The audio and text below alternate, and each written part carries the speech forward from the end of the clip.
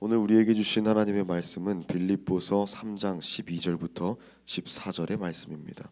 빌립보서 3장 12절부터 14절의 말씀입니다. 제가 봉독해 올리겠습니다. 내가 이미 얻었다 함도 아니요 온전히 이루었다 함도 아니라 오직 내가 그리스도 예수께 잡힌 바 된 그것을 잡으려고 달려가노라. 형제들아, 나는 아직 내가 잡은 줄로 여기지 아니하고 오직 한 일, 즉 뒤에 있는 것은 잊어버리고 앞에 있는 것을 잡으려고 표대를 향하여 그리스도 예수 안에서 하나님이 위에서 부르신 부름의 상을 위하여 달려가노라. 아멘. 오늘 이 빌립보서 3장 12절부터 14절의 말씀을 가지고 명마의 조건이라는 제목으로 말씀을 나누겠습니다. 여러분, 세상 모든 달리기에는 목적이 있습니다. 결승점에 1등으로 도착하기 위해서, 또는 저처럼 살이 너무 쪄서 날씬해지기 위해서, 또 요즘에는 마스크를 또 빨리 사기 위해서 달리는 그런 것도 있겠죠. 아무 생각 없이 목표 없이 뛰는 사람들이 있을까요?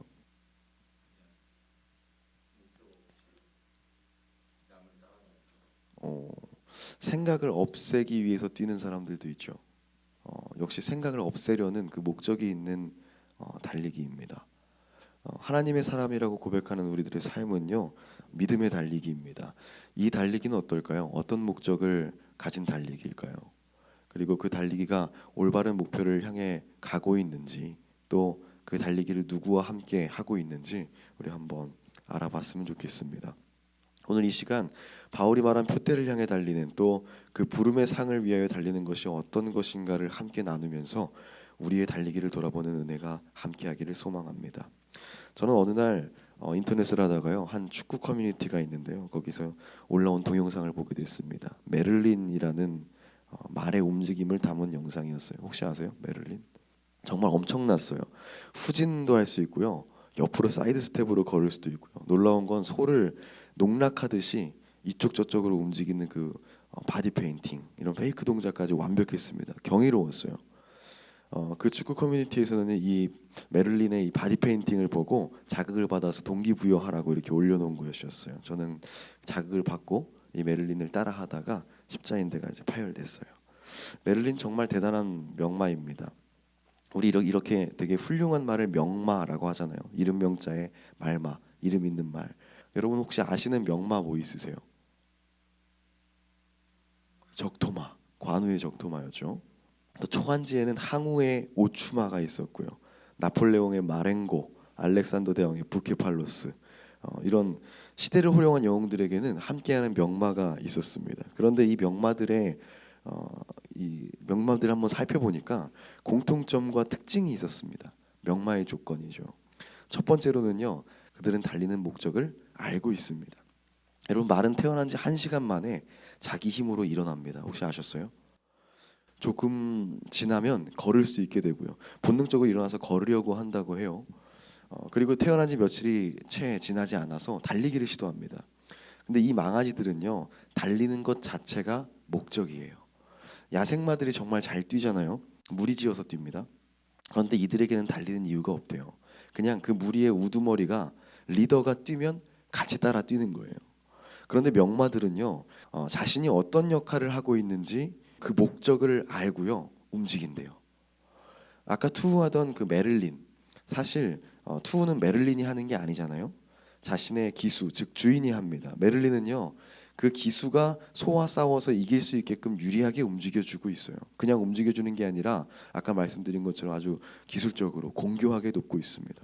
관우의 적토마는 어떤가요? 관우가 자신의 등에 올라타서 적들과 유리하게 싸울 수 있게끔 움직입니다. 이런 목적을 알고 있어요. 그럼 우리는 어떻습니까? 우리의 달리기, 우리의 삶의 목적은 뚜렷합니까? 오늘 본문에서 바울 선생님은 이렇게 말합니다. 표대를 향하여 그리스도 예수 안에서 하나님이 위에서 부르신 부름의 상을 위하여 달려가노라. 사도 바울에게는 분명한 삶의 목표, 그러니까 표대가 있었습니다. 그 표대가 무엇이냐면 그리스도 예수 안에서 하나님의 부름의 상을 받는 것. 이 상이라는 것은요, 영어로 프라이즈, 그 상이에요. 상을 받다 할 때 그 상. 그러니까 세상이 아니라 하나님께서 주시는 상, 세상의 칭찬이 아니라 하나님의 칭찬을 목표로 달린다는 겁니다. 그래서 그는 하나님께서 주신 사명을 기쁨으로 감당해요. 그에겐 예수 그리스도를 전하는 것이 제1의 목표였습니다. 그것을 통해서 하나님께 영광 올리는 것, 그것이 1순위였다는 거예요. 우리들에게도 이러한 목표가 있어야 할 줄로 믿습니다. 거창한 거 아니고요. 그 목표가 승진일 수도 있고 취업일 수도 있고 공부일 수도 있고 부자가 되는 것일 수도 있습니다. 어떤 표대이든지 한 가지 전제만 지켜지면 그것은 우리들의 훌륭한 목표가 될 수 있습니다. 그것이 무엇이냐면 바로 바울 선생처럼 그리스도 예수 안에서 이 모든 삶의 목표와 계획이 예수 그리스도 안에서 이루어지길 주님의 이름으로 축복합니다. 그 삶의 목표를 이룸으로써 하나님께 영광 올려드리는 삶을 사시기를 주님의 이름으로 부탁드립니다. 명마의 두 번째 조건은 뭐냐면요, 고삐를 온전히 주인에게 맡긴다는 겁니다. 고삐는요, 말의 핸들 같은 겁니다. 원하는 대로 움직이게 하는 데 쓰는 그런 손잡이 같은 거예요. 명마들에게는 걸맞는 주인이 있었습니다. 그들의 특별한 능력보다도 더 중요했던 것은 사실 그들의 주인이었어요. 메를린에게는 그 영리한 말을 그렇게 잘 다룰 수 있는 기수가 있었고요. 적토마는 적토마의 능력을 잘 활용할 수 있는 관우라는 명장이 있었고, 오추마에게는 그 폭발적인 힘을 제어할 수 있는 초패왕 항우가 있었습니다. 그들은 그 주인이 원하는 대로 움직여주는 거예요. 그들의 발이 되어서 메를린은 소와 싸워서 이기고, 적토마는 하루에 천리길을 달리고 막 적군 사이를 휘젓고, 마렌고는 나폴레옹의 명마였거든요. 마렌고는 알프스 산맥을 넘고, 부케팔로스 알렉산더의 말이었는데 페르시아를 넘어서 인도까지 그 지역 정복하는데 이렇게 하게 되죠. 그들이 자신의 고삐를 온전히 주인에게 내어주고 그들에게 순종했기 때문에 그들은 주인과 함께 역사를 쓸 수 있었어요. 그랬기에 그들은 명마로 역사에 이름을 남길 수 있었던 것입니다. 주인과 함께 말이죠.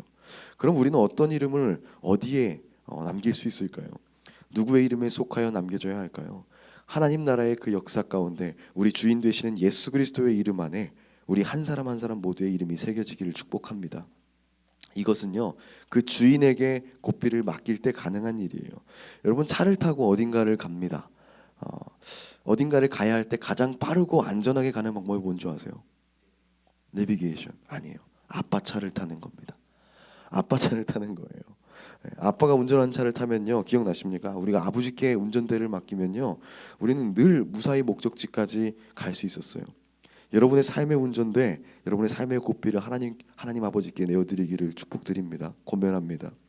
여러분의 삶의 고삐 꼭 나의 운전대를 주님께 맡기시는 거예요. 나의 생각은 완전하지 않습니다. 그렇기에 나의 삶도 안전하지 못해요. 나의 운전이 안전하지 못한 거예요. 우리의 주인 되시고 아버지 되시는 하나님께 여러분의 삶 맡기시기를 축복해요. 명마들이 그들의 고삐를 주인에게 맡기고 주인이 가라는 곳으로 가고 서라는 곳에 멈췄을 때 그들은 끝까지 주인과 함께 할 수 있었습니다. 그리고 비로소 명마라고 불리게 되었습니다. 오늘 저는 여러분에게 권면합니다. 믿음의 명마가 되십시오. 믿음의 명마가 되어서 그 고삐를 하나님께 맡기고 하나님께서 정하시는 방향으로 달리시기를 축복합니다. 세 번째 조건은 뭐냐면요, 주인이 가져야 할 영광을 자기 것으로 착각하지 않는다는 것입니다. 만약에 나폴레옹의 그 말 마렌고가 알프스 산맥 근처에 사는 그냥 주인 없는 야생마였다면 그 마렌고가 혼자 심심해서 알프스 산맥을 10번을 넘은들 그 역사의 기록으로 남았을까요? 남지 않았겠죠. 나폴레옹이 그의 주인이었기 때문에 내 사전에 불가능은 없다 라는 명언과 함께 명마로서의 그 이름을 역사에 남길 수 있었던 것입니다. 만약 적토마가 관우를 태우는 것이 아니라 저를 태웠다면 어떻게 됐을까요?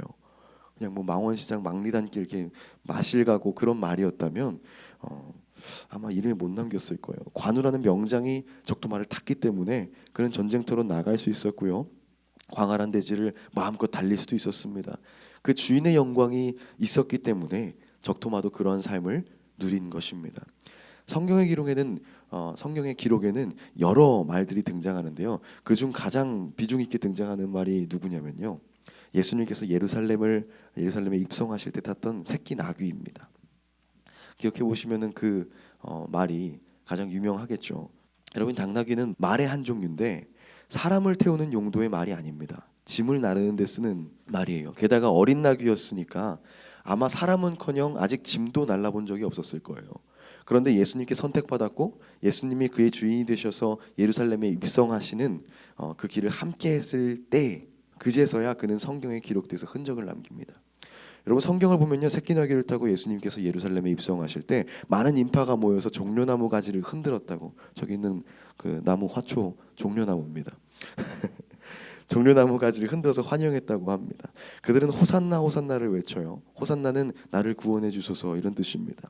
그런데 이 새끼 나귀가 이 상황에서 그 나를 구원해 주세요 호산나 호산나 하는 그 인파들의 환영이 자기의 것이라고 착각을 해서 신이 나가지고 만약에 앞다리를 들고 일어섰다고 한번 생각을 해보십시오. 아마 기독교의 역사가 바뀌었을 겁니다. 그는 성경에 기록되지 않았을 뿐 아니라 그날 바로 누군가의 그냥 저녁 식사가 되었을지도 몰라요. 예루살렘 입성, 그 퍼레이드에서 나귀를 탄 예수님은 많은 스포트라이트를 받습니다. 그런데 그 영광의 주인은 새끼 나귀일까요? 예수님이실까요? 당연히 예수님입니다. 예수님께서 그 새끼 나귀를 탔기 때문에, 예수님께서 그의 주인이기 때문에 나귀 새끼도 그 영광에 참여하는 은혜를 누린 것입니다. 여러분, 우리의 삶은 어떨까요? 여러분, 주님의 영광을 위해서 살고 있습니까? 아니면 혹시 주님이 베풀어 주신 그 은혜를 마치 내 힘으로, 내 능력으로 얻은 양 그 영광을 가로채고 있지는 않습니까? 생각해 보면요, 그런 위험에 빠지기 쉬운 것이 저를 비롯한 사역자들, 그리고 교회에서 열심히 봉사하시는 분들이에요. 교회 봉사하세요? 그죠? 우리는 풋대를 향해서 적극적으로 달리는 사람들이에요. 사역을 하다 보면요, 어떤 보람을 느낄 때가 있고 머쓱한 칭찬을 듣게 될 때도 있습니다. 그때 우리 모습은 어떤가요? 그것이 정말 우리가 잘해서 받는 박수일까요?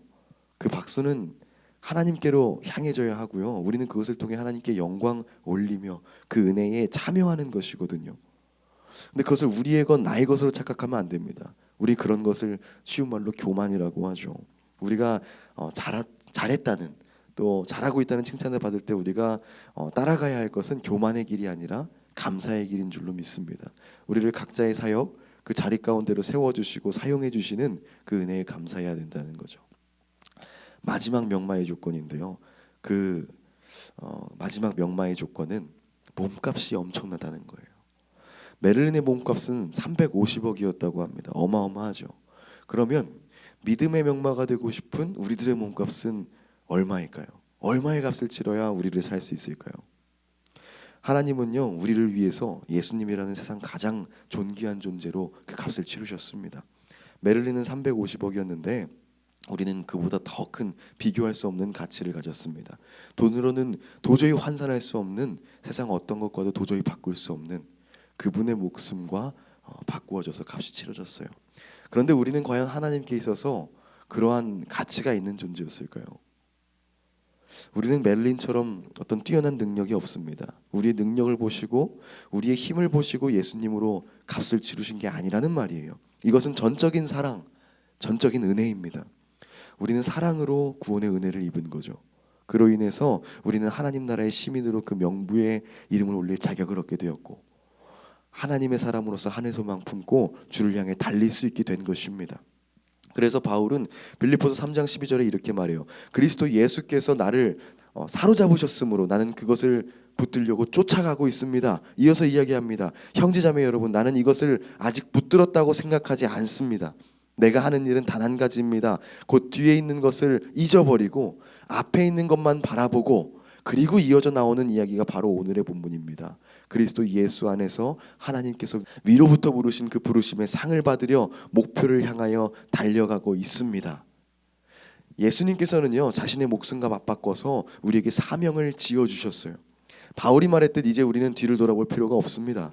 이 말은 과거에 우리 죄 가운데 헤어져 나오지 못하던 때, 하나님과 멀어져서 도저히 하나님을 아버지라고 부를 수 없을 때의 모습, 그 옛 모습에 연연하지 말라는 겁니다. 그리고 눈을 들어서 앞서서 우리를 이끄시는 예수 그리스도를 바라보면서 달려나가라는 것입니다. 그를 표대로 아버지께 영광 올리며 살아라, 이런 이야기입니다. 그러한 삶이 우리의, 여러분의 사명인 거예요. 우린 지금까지 명마들의 공통점과 우리들의 모습을 비교하면서 우리를 한번 돌아봤습니다. 명마의 조건들, 그것은 하나님의 사람으로 살기 위해 우리가 가져야 될 것들이었어요. 명마가 자신이 달리는 이유를 알았듯 우리가 주 안에서 살아가는 목적을 발견하고, 명마가 주인에게 고삐를 맡기듯 우리의 삶의 방향을 하나님께 맡기고, 명마가 주인의 영광을 가로채지 않는 것처럼 우리 또한 내가 아닌 하나님의 영광을 위해서 살고 마지막으로 명마가 엄청난 몸값을 가진 것처럼 우리 또한 예수 그리스도의 고귀한 피값으로 하나님의 사람이 되었음을 기억하는 것입니다. 그렇게 살아갈 때 우리는 바울 선생의 이야기처럼 예수 그리스도 안에서 표대를 향해 달리면서 세상이 아닌 하나님이 주시는 그 칭찬 받는 그 귀하고 값진 삶을 살게 될 것입니다. 여기 모인 모두가 이 사실을 깨달아서 명마의 다른 박질처럼 힘찬 믿음의 달리기 시작하시기를 주님의 이름으로 축복합니다. 기도하겠습니다.